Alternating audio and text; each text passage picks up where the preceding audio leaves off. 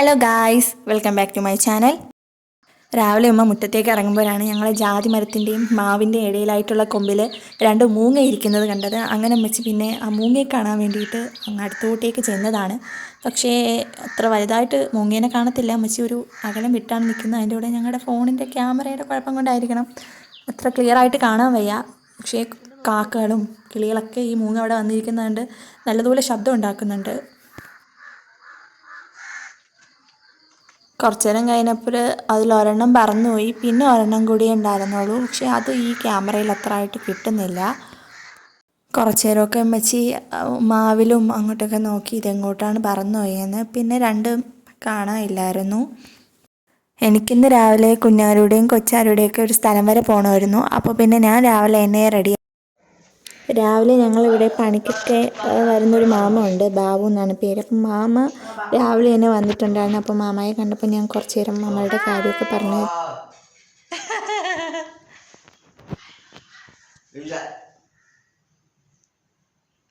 ഒന്ന് പുഞ്ചിരിക്കൂ, പുഞ്ചിരിക്കൂന്നേ, അങ്ങോട്ട് പുഞ്ചിരിക്കൂ. ആ പല്ലൊക്കെ ഒന്ന് കാണട്ടെ. ഛേ, അങ്ങനെ പറയില്ല. പുഞ്ചിരിക്കൂ, പല്ലൊന്ന് കാണട്ടെ, എത്ര പല്ലുണ്ടോ നോക്കട്ടെ. ആളോട് കുറച്ചു നേരം കാര്യമൊക്കെ പറഞ്ഞിട്ട് ഞാൻ ഇറങ്ങി. കൊച്ചായിട്ട് കാറിലാട്ടോ വരുന്നത്. അപ്പം എൻ്റെ അടുത്ത് എത്താറാകുമ്പം വിളിക്കാം, താഴെ ഇറങ്ങി നിന്നാൽ മതി എന്ന് പറഞ്ഞു. അപ്പോൾ അവർ വന്നപ്പോൾ ഞാൻ പിന്നെ പെട്ടെന്ന് തന്നെ ഇറങ്ങി വണ്ടി കയറാണ് ചെയ്തത്.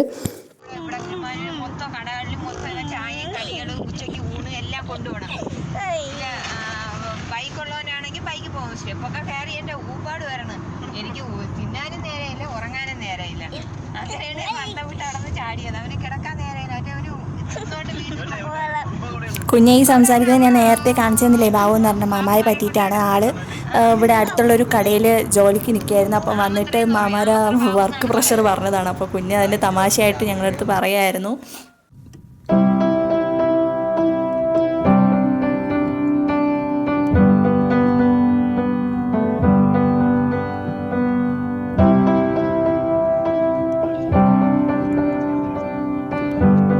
പോകുമ്പോഴല്ലേ ഞാനും എൻ്റെ കണ്ണും കുറേ കാര്യമൊക്കെ പറഞ്ഞാണ് പോകുന്നത്. പിന്നെ വണ്ടികളുടെ എണ്ണം, അതുപോലെ തന്നെ ഈ പള്ളി എന്തിനിവിടെ വന്നു, ആ രണ്ട് വീല് വന്നു, ആ വണ്ടിക്ക് എങ്ങനെ കളർ വന്നു, അങ്ങനെ പല പല ചോദ്യങ്ങൾക്ക് ഉത്തരം നൽകിക്കൊണ്ടാണ് ഞങ്ങളുടെ യാത്ര ഇങ്ങനെ പൊയ്ക്കൊണ്ടിരിക്കുന്നത്.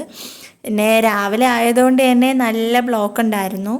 കൊച്ചിൻ്റെ പല്ല് കാണിച്ചു തരാണ്. പല്ലിൽ മുഴുവനും കീടമാണ്. ഞാൻ ദിവസവും പല്ല് തേക്കാറുണ്ട് എന്ന് പറയുന്നുമുണ്ട്. അതിൻ്റെ കൂടെ പറയുകയാണ് എൻ്റെ പല്ലിൽ മുഴുവനും കീടമാണ്.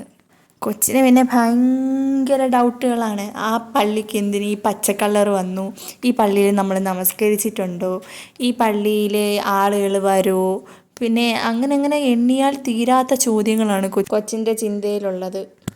അങ്ങനെ ഞങ്ങൾ സ്ഥലം എത്തിയിരിക്കുകയാണ്. ഈ സംഭവം കാണുമ്പോൾ തന്നെ നിങ്ങൾക്ക് മനസ്സിലാവും ഏകദേശം എന്താണെന്ന്.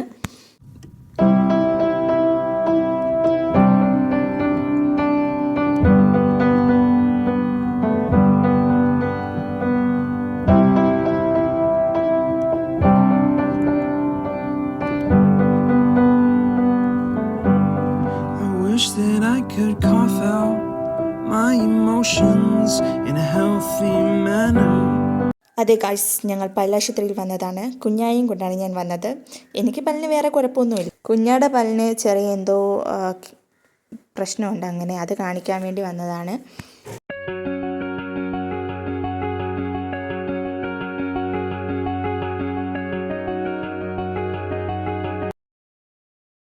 ഞങ്ങൾ ഒ പിയിലേക്ക് നടന്നു.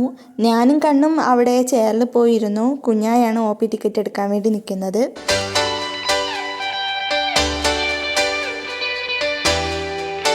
അങ്ങനെ ഞങ്ങൾ ഒ പി ടിക്കറ്റൊക്കെ എടുത്തിട്ട് നേരെ കുഞ്ഞാക്ക് കാണിക്കാനുള്ള ഡിപ്പാർട്ട്മെൻറ്റിലേക്ക് പോവുകയാണ്. ഞങ്ങൾക്ക് രണ്ടാമത്തെ ഡിപ്പാർട്ട്മെൻറ്റിലേക്കാണ് പോകാനുള്ളത്. അതിനിടയിൽ എൻ്റെ കണ്ണിന് അടുത്ത് അവിടെ ഒരു ജ്യൂസും മുട്ടായൊക്കെ വെച്ചേക്കുന്ന ഒരു ചെറിയൊരു ക്യാബിൻ കണ്ടു. പിന്നെ അവിടെ തനിയെ അവൻ്റെ കാലങ്ങ് നിന്നു. പിന്നെ അവന് 2 ജ്യൂസും പിന്നെ കുറച്ച് മുട്ടായും വാങ്ങിയിട്ടാണ് ഞങ്ങൾ നടന്നത്. കുഞ്ഞൻ ഫസ്റ്റിലേ തന്നെ നടന്ന് പോയി.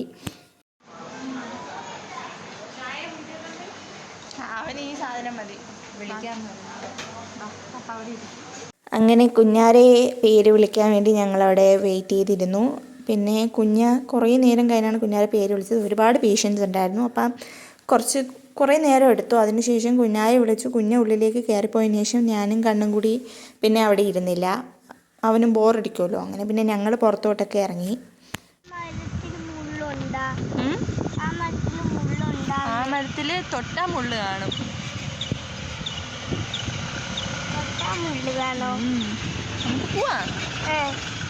ഞങ്ങൾ ഫസ്റ്റ് ഹോസ്പിറ്റലിൻ്റെ ഫ്രണ്ടിലോട്ടാണ് ഇറങ്ങിയത്. അവിടെ ഈന്തപ്പനയൊക്കെ നിൽക്കുന്നുണ്ടായിരുന്നു. അപ്പോൾ അവനെയും കൊണ്ട് അങ്ങോട്ടൊക്കെ ചെന്ന് അവിടെയൊക്കെ നിന്ന് കുറച്ച് ഫോട്ടോസൊക്കെ എടുത്തിട്ടാണ് പിന്നെ ഞങ്ങൾ വീണ്ടും ഉള്ളിലേക്ക് കയറിയത്. ഓ പറ.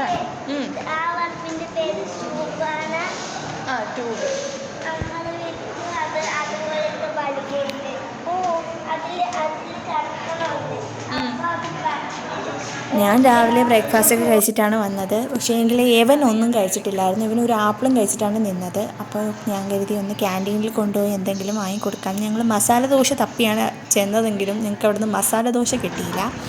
അപ്പം ഇവൻ്റെ അടുത്ത് അവിടെ പൂരി ഉണ്ട്, അത് തരട്ടാന്ന് ചോദിച്ചപ്പോൾ ആദ്യം ഇവന് വേണ്ടാന്ന് പറഞ്ഞു. പിന്നെ ഞാൻ 2 ചായ ഓർഡർ ചെയ്തു. പിന്നെ എന്നെ കഴിക്കാൻ വേണ്ടി ഒരു ബിസ്ക്കറ്റും. അങ്ങനെ അതും കൊണ്ട് ഞങ്ങൾ രണ്ടുപേരും കൂടി ഒരു സീറ്റിൽ വന്നിരുന്നു. അങ്ങനെ അവൻ ബിസ്ക്കറ്റൊക്കെ കഴിക്കുകയാണ്. ആ ബിസ്ക്കറ്റും ചായയും കഴിച്ചതിന് ശേഷം ഞാൻ പിന്നെ ഒന്നും കൂടി കക്ഷിയോടൊന്ന് ചോദിച്ചു, മക്കളെ ഇത്തിരി പൂരി വാങ്ങി തരട്ടാന്ന്. അപ്പോൾ അവൻ ഒന്നും മൂളി. അപ്പോൾ പിന്നെ ഞാൻ ഒന്നും നോക്കിയില്ല, ഒരു സെറ്റ് പൂരി ഓർഡർ ചെയ്തു. പിന്നെ അതും കഴിപ്പിച്ചിട്ടാണ് ഞങ്ങൾ പതിയെ ക്യാൻറ്റീനിൽ നിന്ന് ഇറങ്ങിയത്. ഞങ്ങൾ പിന്നെ നേരെ കുഞ്ഞാരടുത്താണ് ചെന്നത്. പക്ഷേ എങ്കിൽ കുഞ്ഞകത്ത് അങ്ങ് ഉള്ളിൽ ഇരിക്കുകയായിരുന്നു. ഞങ്ങൾക്ക് പുറത്തേക്കാനേ പറ്റുള്ളൂ. പിന്നെ ഞാൻ കരുതി എവനെയും കൊണ്ട് കിഡ്സ് സെൻ്ററിലോട്ട് പോകാൻ. അവിടെ മേലെ കുഞ്ഞുങ്ങൾക്കുള്ള ക്ലിനിക്ക് ഉണ്ടല്ലോ, അവിടെ ആണെങ്കിൽ കുട്ടികൾക്ക് കളിക്കാൻ ഒരുപാട് ഐറ്റംസ് ഉണ്ട്. പിന്നെ ഞാൻ അവനെയും കൊണ്ട് അങ്ങോട്ടേക്ക് ചെന്നു. ആദ്യം കൊച്ച് പിള്ളേരെല്ലാവരും കൂടിയൊക്കെ ഇരിക്കണ കണ്ടുകൊണ്ട് ഒരു ചമ്മലിൽ എൻ്റെ കൂടെ ഇരുന്നു. പിന്നെ ഞാനായിട്ട് എന്നെ അവനെ കൊണ്ടുപോയി ഓരോന്നിലും കയറ്റി. പിന്നെ പതിയെ അവനും അവരെ കൂടെ നിന്ന് കളിക്കാൻ തുടങ്ങി. നല്ല രസമാണ് കേട്ടോ അവിടുത്തെ ആ ഏരിയ. എനിക്ക് ഒരുപാട് ഇഷ്ടപ്പെട്ടു. ഒരുപാട് കാർട്ടൂൺ കഥാപാത്രങ്ങളുടെ ഫോട്ടോസും അതുപോലെ തന്നെ ഒരുപാട് കുട്ടിയൊക്കെ കളിക്കാൻ സൈക്കിളും മറ്റും അങ്ങനെ കുറേ ഉണ്ടായിരുന്നു. അതിൻ്റെ ഉള്ളിലാണ് കേട്ടോ കുട്ടികളെ നോക്കുന്നത്.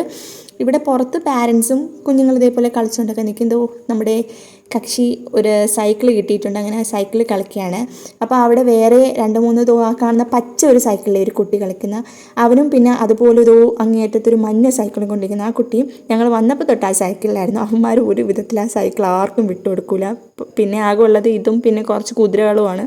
അപ്പോൾ അതിൽ കുറച്ചും കൂടി അവന് ഇഷ്ടപ്പെട്ട ഇതായതുകൊണ്ട് അവൻ ഇതിൽ കുറച്ച് നേരമൊക്കെ കളിച്ചുകൊണ്ടിരുന്നു.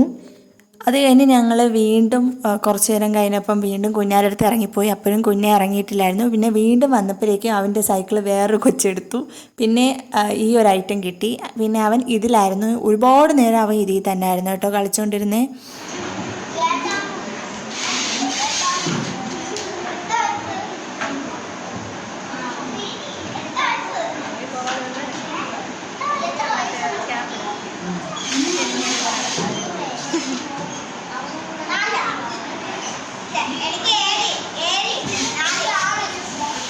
അതിനിടയിൽ അവിടെ ഒരു ഛോട്ടാ ബായി ബന്ധങ്ങളൊക്കെ ജനിച്ചിരുന്നു.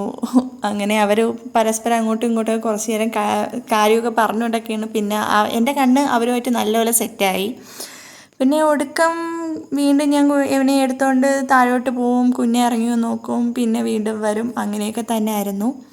രാവിലെ എൻ്റെ ഒപ്പം കൊച്ചായും ഒക്കെ ഉണ്ടായിരുന്നല്ലോ. അപ്പോൾ കൊച്ചാക്ക് തിരുവനന്തപുരം വരെ പോവേണ്ട വേറൊരു ആവശ്യമുള്ളതുകൊണ്ട് അവർ ഞങ്ങളെ ഹോസ്പിറ്റലിൽ ഇറക്കിയിട്ട് പോയി. പിന്നെ ഞാനും കുഞ്ഞായും കണ്ണും കൂടിയാണ് ആശുപത്രിയിൽ പോയത്. എനിക്ക് പിന്നെ ഉച്ചയ്ക്ക് ശേഷം ഞാൻ പഠിച്ചൊരു കോഴ്സിൻ്റെ സർട്ടിഫിക്കറ്റ് വാങ്ങാൻ വേണ്ടി പോകണമായിരുന്നു. അങ്ങനെ പിന്നെ ഞാൻ കൊച്ച് വരാൻ വേണ്ടി വെയിറ്റ് ചെയ്തു. ഒരു 1:30 ആയപ്പോൾ കൊച്ച് വന്നിട്ടുണ്ടായിരുന്നു ഹോസ്പിറ്റലിലേക്ക്. പിന്നെ ഞാൻ എൻ്റെ കണ്ണിനെ കൊച്ചായി ഏൽപ്പിച്ചിട്ട് ഞാൻ നേരെ സർട്ടിഫിക്കറ്റ് വാങ്ങാൻ വേണ്ടി ഇറങ്ങി. അപ്പോൾ എന്നെ കൊച്ച് തന്നെയാണ് ജംഗ്ഷൻ സ്റ്റാൻഡിൽ കൊണ്ടുവന്ന് നിർത്തി തന്നു. പിന്നെ അപ്പോൾ തന്നെ ഒരു ബസ് കിട്ടി. എനിക്ക് അവിടെ നിന്നൊരു 20-25 മിനിറ്റ്സിൻ്റെ യാത്രയുള്ളൂ കേട്ടോ എനിക്ക് പോവേണ്ട സ്ഥലത്തേക്ക്. അപ്പോൾ ഞാൻ പെട്ടെന്ന് തന്നെ സ്ഥലമൊക്കെ എത്തി. ഞാനങ്ങനെ സ്റ്റോപ്പിൽ ഇറങ്ങി. ഇവിടുന്ന് പിന്നെ കുറച്ചും കൂടി ഒന്ന് നടക്കാണ്ട് കേട്ടോ. ഇനി അങ്ങോട്ടേക്ക് ബസ് പോകത്തില്ല, അല്ലെങ്കിൽ നമ്മൾ ഓട്ടോ വിളിച്ച് പോകണം. വെറുതെ എന്തിനാ ഓട്ടോ കാശ് കളയുന്നതെന്ന് എഴുതി ഞാൻ പതിയെ നടക്കുകയാണ്.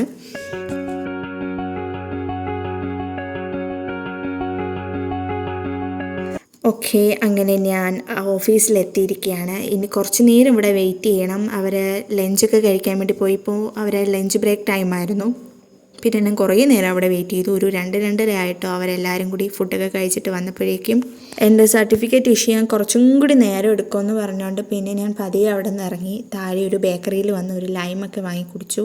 നല്ല വെയിലാണ് ഗൈസ്. ഞാൻ നടന്നും കൂടിയല്ലേ വന്നത്, അപ്പോൾ അതിൻ്റേതായിട്ടുള്ള ക്ഷീണം ഉണ്ടായിരുന്നു.